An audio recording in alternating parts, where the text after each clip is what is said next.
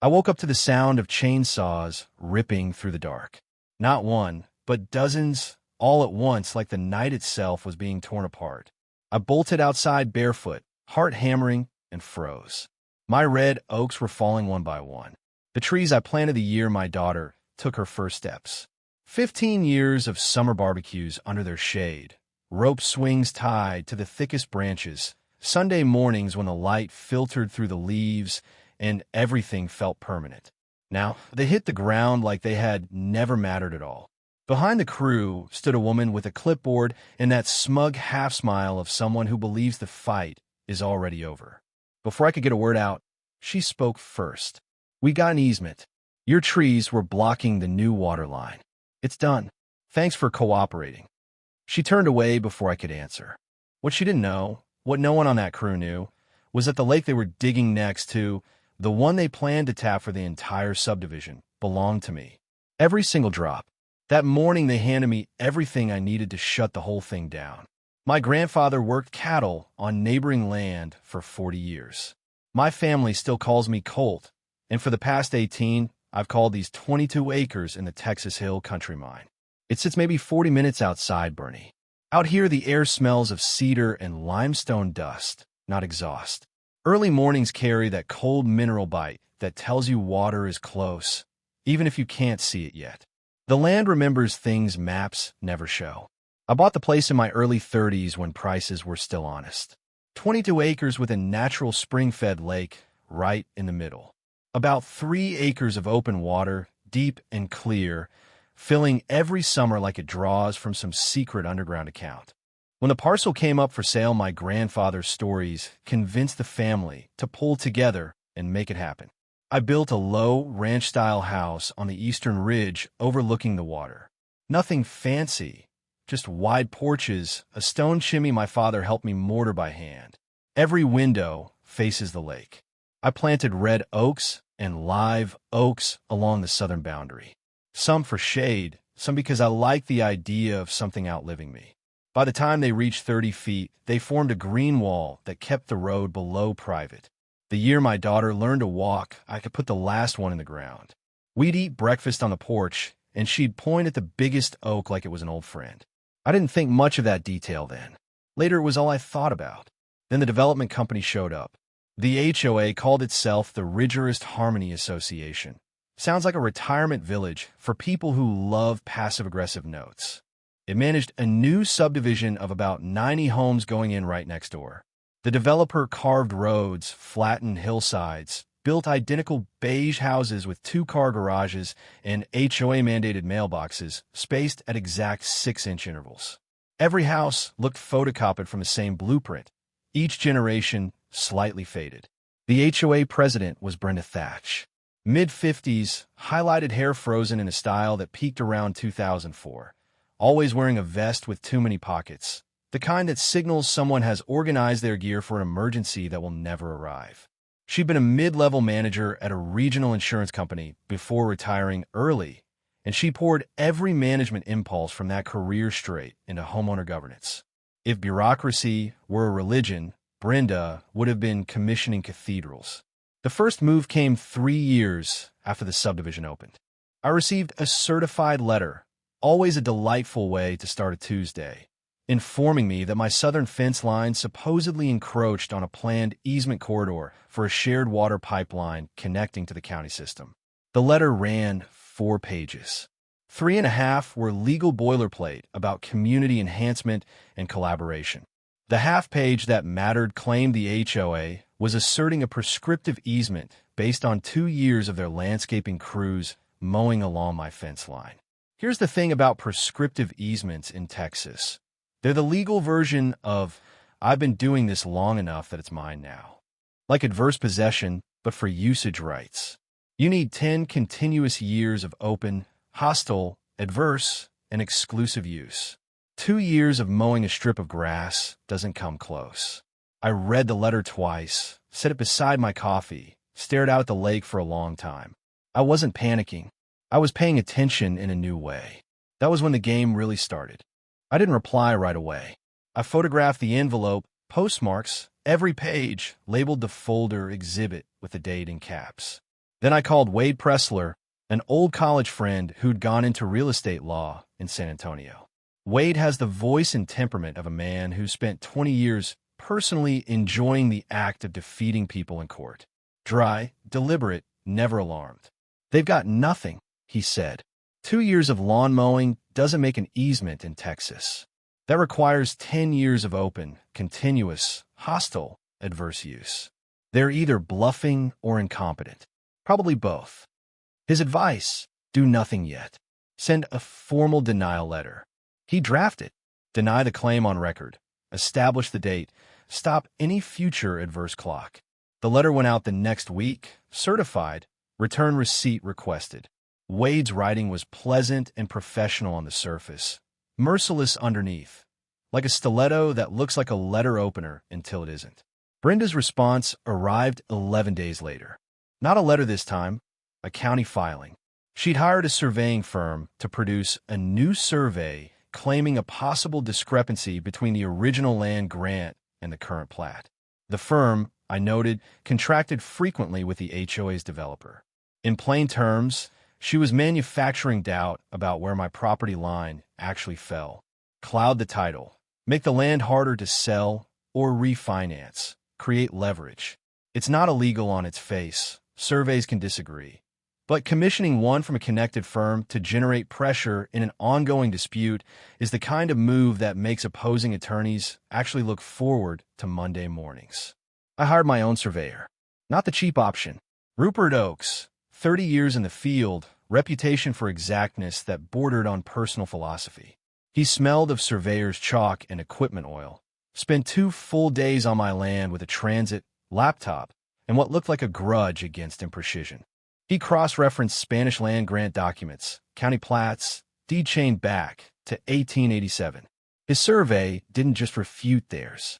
It proved my fence sat 18 inches inside my recorded boundary, meaning their crews had been mowing my land, not theirs. The already weak adverse use claim was now provably backwards. But Rupert also flagged something else, a small notation buried in a 1961 conveyance. He circled it in pencil, raised an eyebrow, and said in the tone of a man who'd found exactly what he expected, "You'll want to read that language carefully." I did. Then again. Then I called Wade. Before I could explain what Rupert found, something else happened that changed the temperature of everything. I came home from a supply run to find 3 of my oaks on the ground. Not fallen cut. Stumps still weeping sap, sharp and sweet, and irreversible. Orange spray paint marked the cuts. A laminated notice stapled to the nearest stump said the Ridgehurst Harmony Association had exercised Emergency Vegetation Management Authority under a county ordinance for vegetation blocking utility corridors. Problem was, no utility corridor had been legally established. No valid easement. No demolition permit. No legal basis of any kind. Only Brenda's interpretation of an ordinance that didn't mean what she said it meant, applied to land she had no authority to touch. I stood in my own dirt while sawdust drifted on the breeze and felt something cold and clear settle over me. Not rage, sharper. The focus that arrives when everything snaps into relief and you realize you've been watching casually for too long. I photographed everything. Every stump, every cut surface, spray paint, laminated notice, tire tracks pressed into the soil. 17 photos in 10 minutes. Then I walked down the ridge to the lake, looked at the pipeline trench they'd started digging along the southern shore, and remembered what Rupert had circled in the 1961 deed. I called Wade that evening. He listened, asked 4 or 5 precise questions, then made a sound I'd never heard from him before, somewhere between a sharp exhale and a laugh. He was trying to keep professional. Walk me through this again. They cut trees on your property without a valid easement, without a demolition permit, with 0 legal basis. 3 of them. Red oaks. You planted them 30 years ago. Largest 164 inches in circumference. In Texas, unauthorized destruction of trees over 6 inches diameter is civil liability. You can recover replacement value plus diminution in property value. A certified arborist calculates it based on species, size, age, condition. For 30-year red oaks, colt, that number is going to be substantial. One thing to know, In most states, you can sue for the cost to replace a mature tree. Not just a nursery sapling, but the actual expense to grow an equivalent. For hardwoods that take decades, that figure runs into tens of thousands per tree. Most owners never know they have that right until the day they need it. I hired the arborist the next morning. Cheryl Graves arrived in a truck with a hand-painted leaf logo that immediately felt reassuring. She spent the day measuring stumps, cross-referencing species records, typing notes into a tablet with focused efficiency. She used the Council of Tree and Landscape Appraisers Guide, the industry standard for legal disputes. Her total for 3 trees, $64,000. I'll give you a moment with that number. $64,000. For a woman who thought she was just clearing brush from a fence line. While the appraisal moved forward, Brenda called an emergency HOA board meeting. Posted notice exactly 48 hours prior, the legal minimum, almost certainly not a coincidence, and pushed through a resolution authorizing the pipeline to continue, citing an established corridor claim currently under county review. There was no established claim. There was a disputed survey Wade had already objected to in writing. The resolution passed 3-2. By the following Monday, the crew was back. The trench along my lake's southern bank was 2 feet deep and moving east. The foreman waved a laminated copy of the HOA resolution at me like a hall pass. Here's where everything pivots. Everyone had assumed a lake entirely within private property is simply part of that property. Usually true. Not here. The 1961 deed language Rupert flagged came from a water rights conveyance attached when the county created its first rural water district. The clause stated that the natural spring-fed impoundment known as Harrove Lake, yes, my lake had a proper name, recorded in the deed, was conveyed with all water rights, water volumes, and hydraulic access pertaining thereto to the owner of the tract in fee simple. Translation out of 1961 legalese. Fee simple means outright, unconditional ownership. All water rights, volumes, and hydraulic access means I don't just own the land around the lake. I own the water itself, the spring feeding it, the volume it holds, and, critically, the right to control who draws from it, diverts it, connects infrastructure to it, or benefits from its proximity. In Texas, water law is its own universe. Groundwater and surface water follow different rules, but certain historical private ownership provisions for spring-fed impoundments predate the modern framework. This clause was one of them, recorded, filed, sitting quietly in county deed records for 63 years, waiting. Key point: if your property is near any natural water feature, a spring, creek, pond, pull your deed and read the water rights language carefully. In Texas and parts of the West, private claims on spring-fed bodies can override standard surface water rules, and most owners have no idea they hold them. I filed formal notices of private water rights claim with the Texas Commission on Environmental Quality, the County Engineer's Office, and the State Water Resources Division.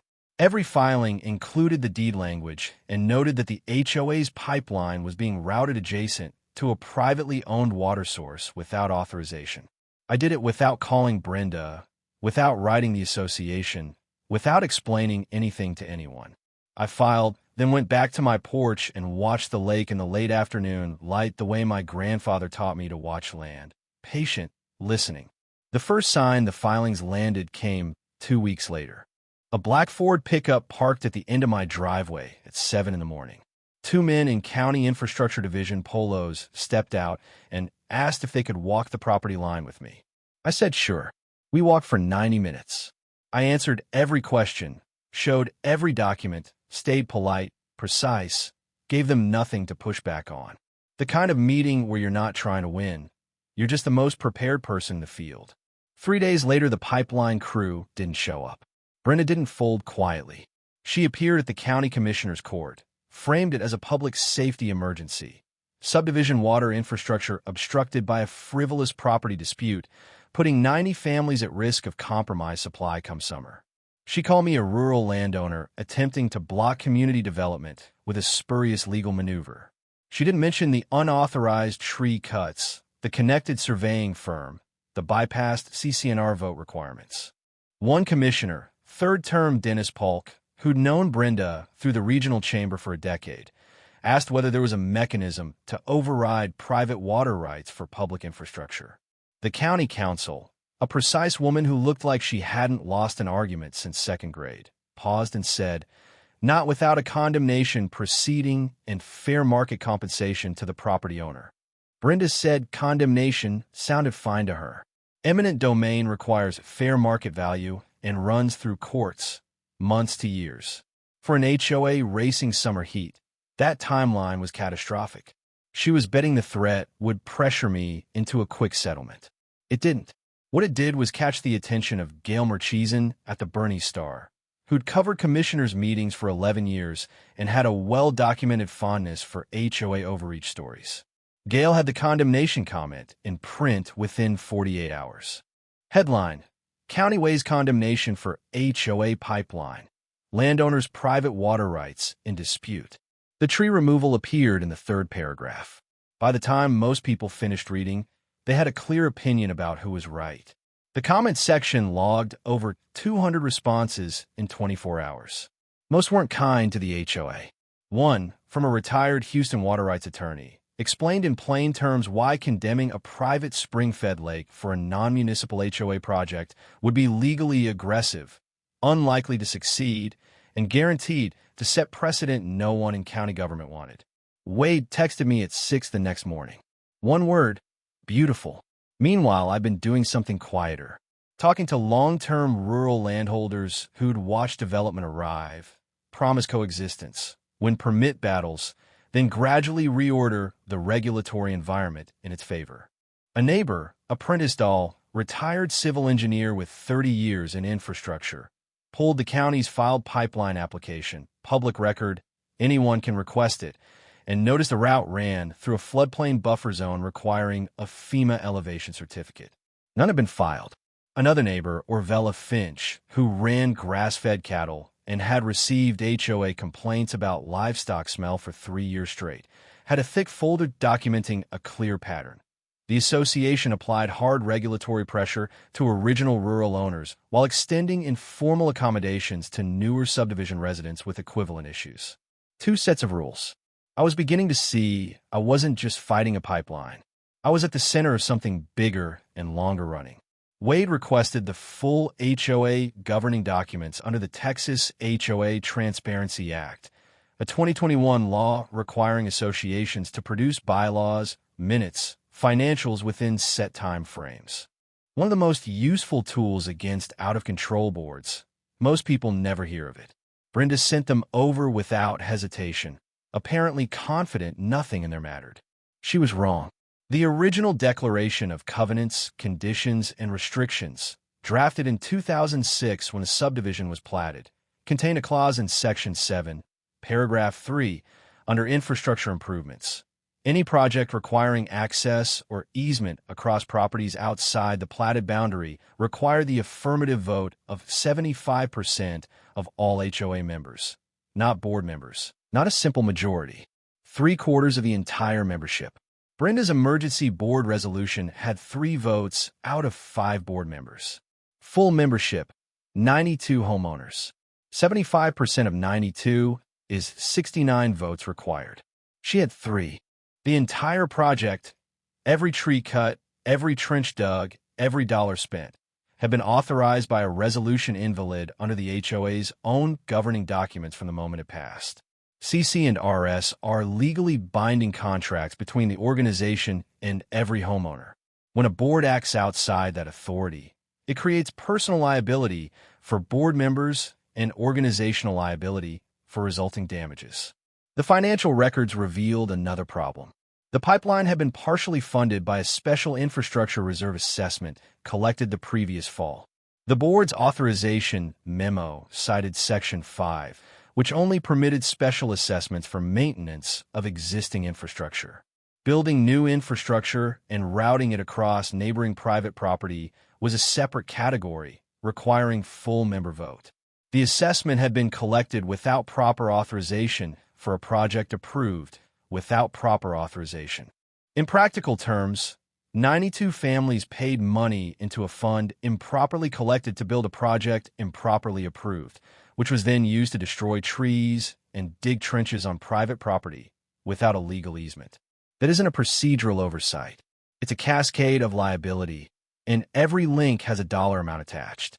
Wade and I went through it all at my kitchen table on a quiet October afternoon. Outside the window, the lake held late-season light in long, flat ribbons. The stumps were still visible along the tree line. I'd left them deliberately, documented, photographed, unremoved record of the moment Brenda's confidence outran her judgment. "What do we do now?" I asked. Wade tapped his pen in slow rhythm. He had the expression of a man who'd been waiting for exactly this hand. "We let them dig just a little deeper first. There's a particular satisfaction in watching someone dig their own grave, especially when you've quietly decided to hand them a bigger shovel." November came in cold, smelling of cedar smoke and wet limestone. The crew resumed after a 2-week pause, apparently reassured the project was still viable. They worked steadily every weekday morning. The trench along the southern bank grew longer by increments. I watched from the porch with a thermos of coffee and logged every session: date, crew size, trench extension, timestamp photos. Wade filed the civil suit against the Ridgerist Harmony Association and Brenda Thatch personally as board president. The complaint alleged unauthorized destruction of trees, 3 counts, $64,000 per Cheryl Gray's appraisal, trespass, and violation of the HOA's own CC and RS. It included a motion for injunctive relief to halt the pipeline pending resolution. Trespass matters more than it seems. Once you establish repeated, knowing entry and damage after explicit written denial, damages move beyond actual losses into punitive territory to punish the conduct and deter it from happening again. Wade sought actual damages, attorney's fees, and a punitive multiplier. Total prayer for relief: $312,000. According to a neighbor who saw it happen, Brenda stood on her front porch reading the first page of the complaint for 90 seconds without moving or speaking, longer than the circumstances really warranted. But my planning went deeper than the lawsuit.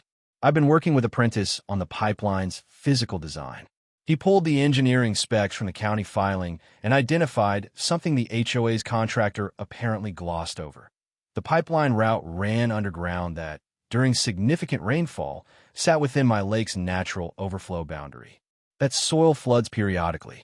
Water pipes in repeatedly saturated and drained ground without proper sleeving and bedding develop joint failures over time. A joint failure in a water main adjacent to a documented private water source would trigger contamination liability under state and federal environmental rules. I didn't touch anything. I hired a licensed civil engineer to document the design deficiency in a formal report and filed it with the county engineer's office and TCEQ as a potential water resource hazard notification. Under TCEQ rules that triggered a mandatory design review before final installation approval, minimum 60 days. The crew went home. Meanwhile, Orvella started a private email thread among about 30 rural landowners across the county, sharing Galestar article and a plain-language summary of the CCNR supermajority violation. The thread grew to 60 people in 2 weeks. Among them were others with documented complaints. A rancher cited for a hay barn visual obstruction. A woman hit with a landscaping demand referencing an ordinance that hadn't applied to agricultural land in 11 years. A retired couple pressured to remove a fence entirely on their own property. Apprentice compiled it into a 40-page report, Pattern of Regulatory Overreach, Ridgerist Harmony Association, 2018 to 2024. Methodical, sourced, cross-referenced. He printed 50 copies, gave one to Gail Murchison, held the rest for later. For my part one was working on the final piece, the element that would close the trap completely and give everyone, including the 90 subdivision families, a workable path forward. I kept it quiet. Even Wade didn't have the full picture yet. In early December, I made 3 phone calls. One to Claudette Riggs, a water rights attorney in Austin with 25 years in negotiated easements, recommended by 2 lawyers Wade trusted. One to the county water district director. One to the HOA's property management company. Not Brenda, but the higher professionals who ran operations and who I suspected were quietly exhausted. I told the property manager I was open to discussing resolution.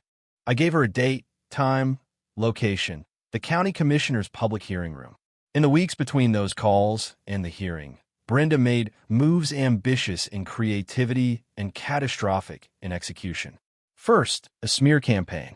She posted in the HOA's online forum, technically private but functioning like a small town square, accusing me of exploiting legal loopholes to block community water access for personal financial gain, calling me hostile to neighborhood growth, urging residents to contact their commissioner about bad faith landowners obstructing essential services. Some did call. Roughly a third weren't complaining about me. They were asking why their special assessment had been collected without a proper membership vote. Several had read the Star article. A few had read the CC and RS for the first time in years. The post was screenshotted within the hour and forwarded to Wade. He printed it, labeled it defamation and harassment, exhibit, added it to the file. When you're already a defendant in a $312,000 civil suit, publicly accusing the plaintiff of bad motives isn't legally sound. It's an efficient way to improve the plaintiff's case. Her second move: file a complaint with the county assessor requesting review of my agricultural property tax exemption. In Texas, rural owners can qualify for significant reductions by maintaining qualifying agricultural use: cattle, timber, wildlife management. She claimed my 22 acres didn't meet the minimum standard. I'd held a wildlife management exemption for 11 years. Every annual report, activity log, filing documented, stamped, organized in a binder I could locate in under 2 minutes. The assessor reviewed, examined records, closed the case with no action in 3 weeks. But the complaint itself became public record the moment she filed it.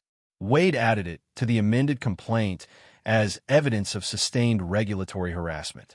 Every bad faith move she made was another brick in the case we were building.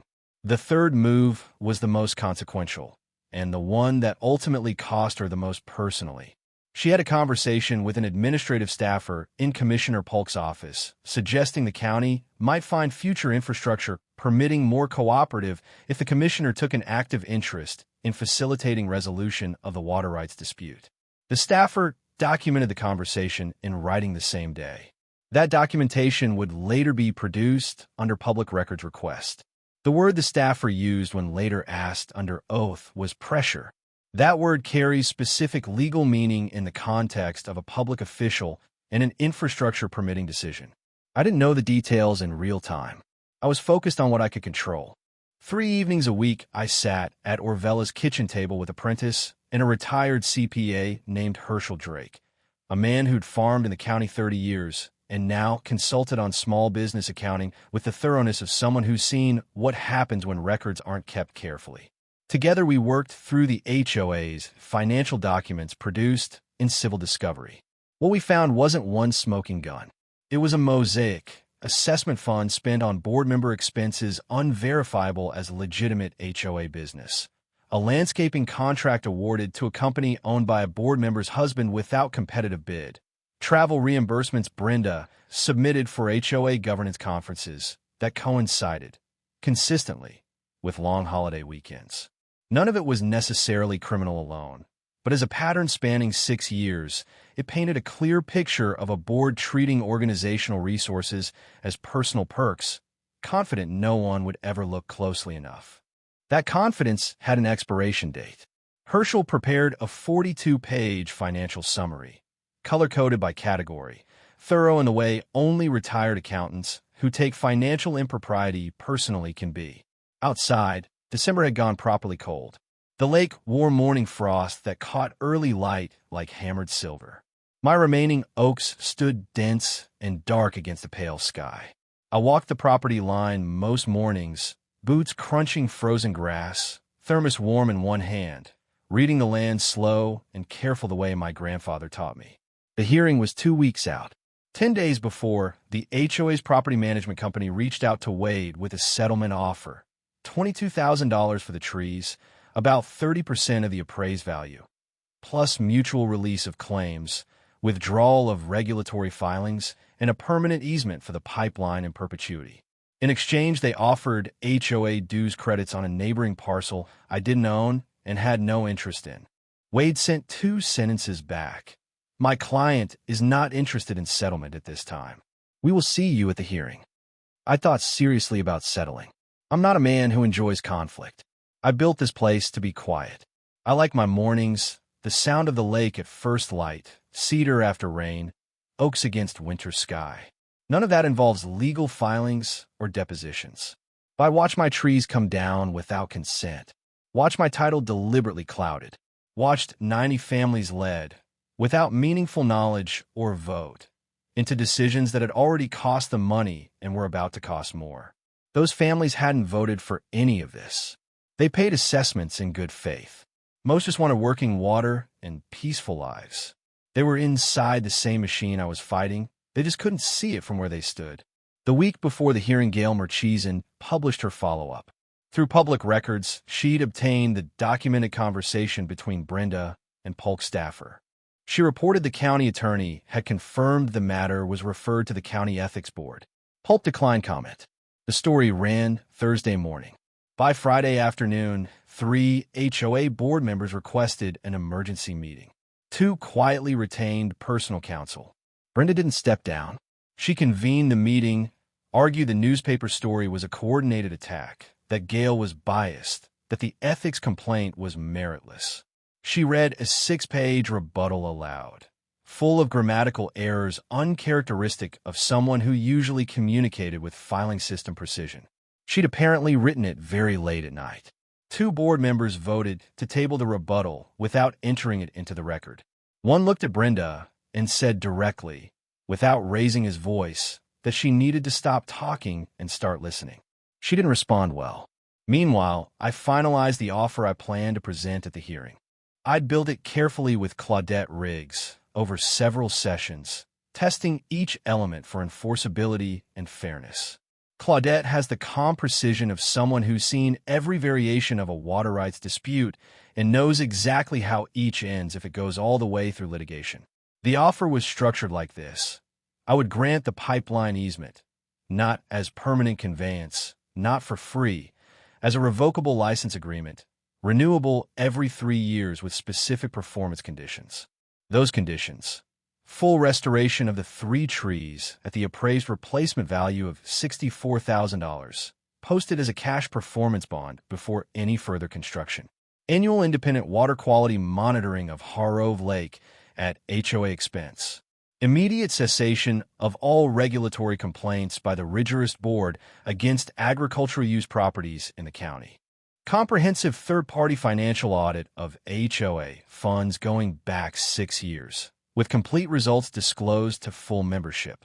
If any single condition was violated, I retained the right to revoke the license. Revocation would require the HOA to remove the pipeline infrastructure at their expense within 90 days. It was a trap in the structural sense, not dramatic but durable. Every condition looked reasonable alone. A fair-minded reader would see nothing punitive. But every condition was also a leash, and I held the other end.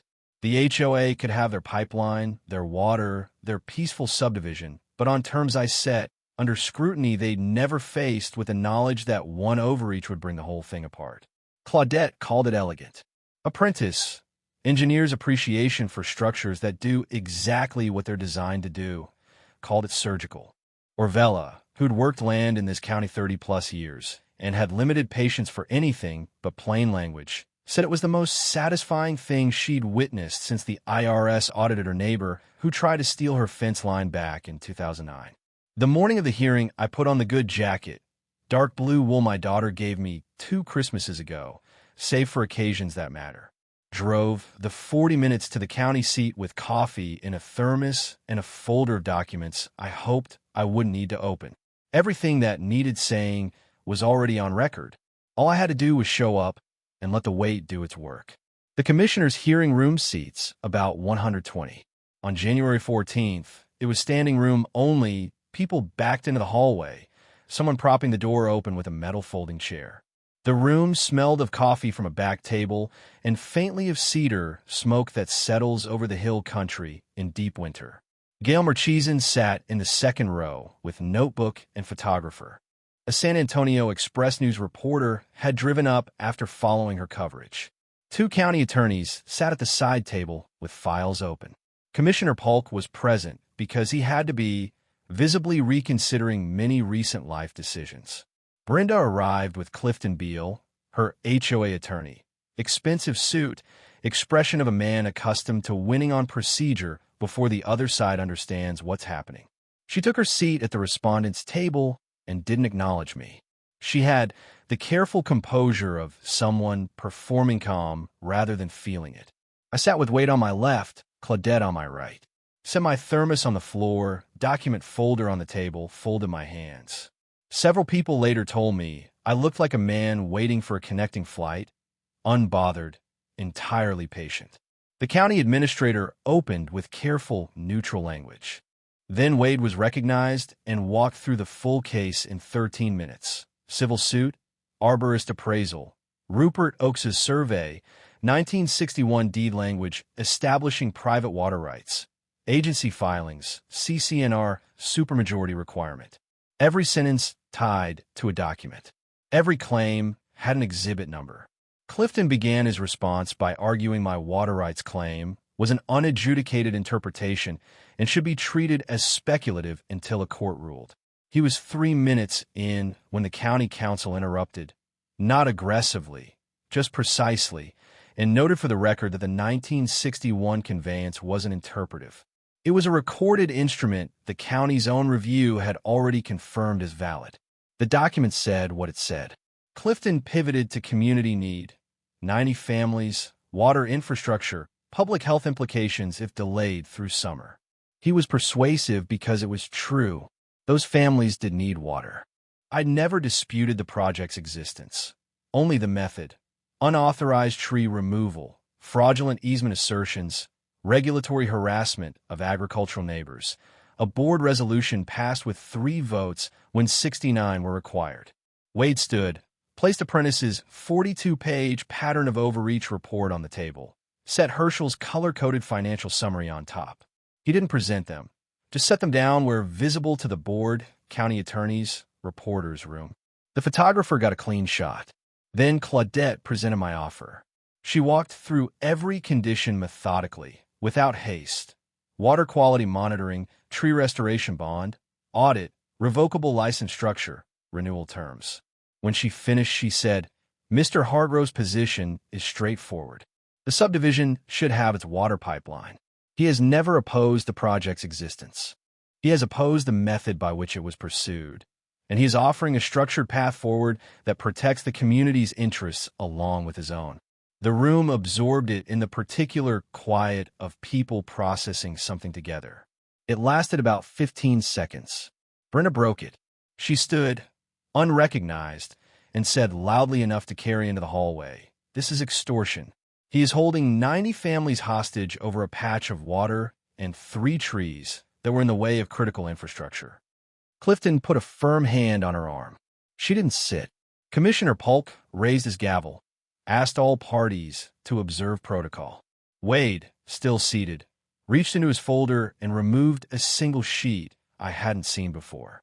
He held it a moment, then spoke in the unhurried tone of a man who'd been waiting for exactly this second. "If it would assist the board in understanding the full context of this dispute, I'd like to submit into the record the documented conversation between M.S. Thatch and the office of Commissioner Polk, currently under active review by the County Ethics Board. It speaks directly and clearly to the question of who, in this proceeding, has been applying pressure to whom." He slid the paper toward the county administrator. Gail's photographer got the shot. Commissioner Polk went very still. Brenda sat down. The hearing ran another 90 minutes. The commissioners voted 4-1 to approve a 60-day supervised mediation period during which the HOA and I would negotiate final terms of the license agreement under county oversight. Polk cast the lone dissenting vote, then left through a side exit without speaking to anyone.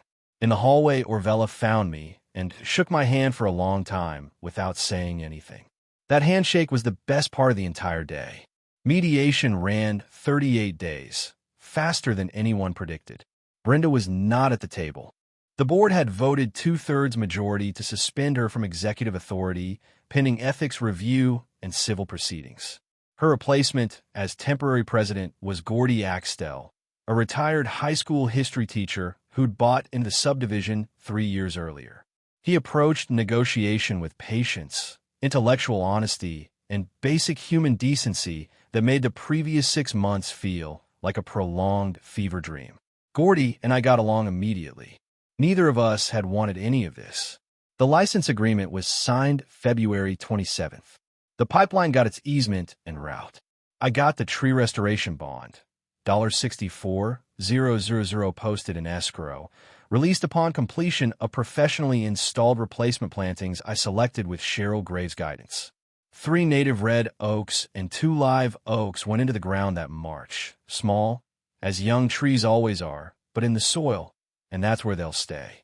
The third-party financial audit was completed in March and delivered to the full membership at a meeting Gordy ran with careful transparency. It identified $73,000 in expenditures unverifiable as legitimate HOA business. The board voted unanimously to refer the findings to the county district attorney's office.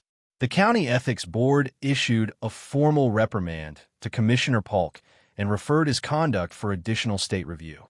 Clifton Beal did not seek renewal of his county infrastructure consulting contract. Brenda submitted her resignation from the HOA board in April in a letter describing her tenure as passionate and misunderstood. The membership received that characterization with the equanimity of people who'd just received partial refunds on an improperly collected assessment. The 90 homeowners who paid the unauthorized special assessment filed a separate civil action against the former board members in their personal capacities. I wasn't a party. I watched from a distance with the detached interest of someone who'd already gotten what he came for. Looking back, what I think about most is those 90 families. They didn't build this mess. Most just wanted working water and peaceful lives. They were caught inside a machine built by someone else's ego, subject to the same arbitrary power as rural landowners on the outside, just from a different angle.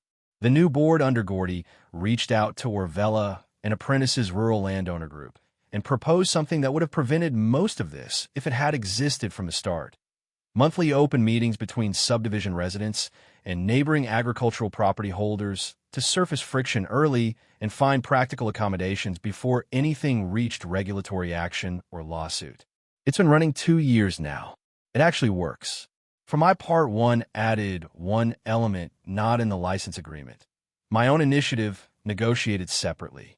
I dedicated 5 acres bordering the lake to a conservation easement held by the County Land Trust, protecting it from future development in perpetuity. The easement includes structured public educational access for school groups studying local ecology, watershed management, land stewardship.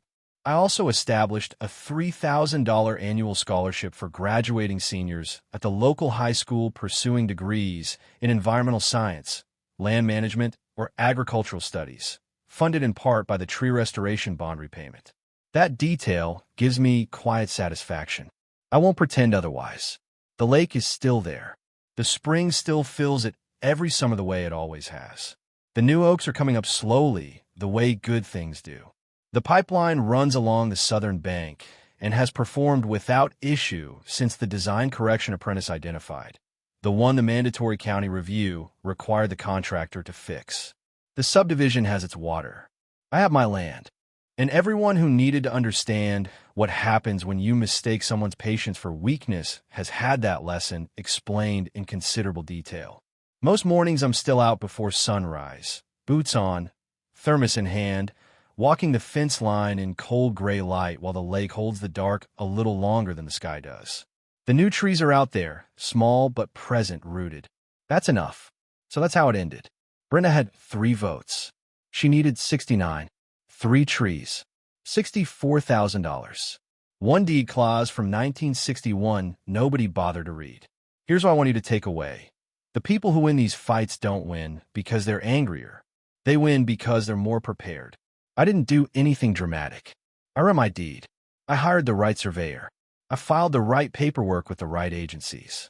I let the other side keep moving and documented every step they took. 3 legal tools did the work. A formal easement denial letter that stopped the adverse clock cold. A tree appraisal using CTLA methodology.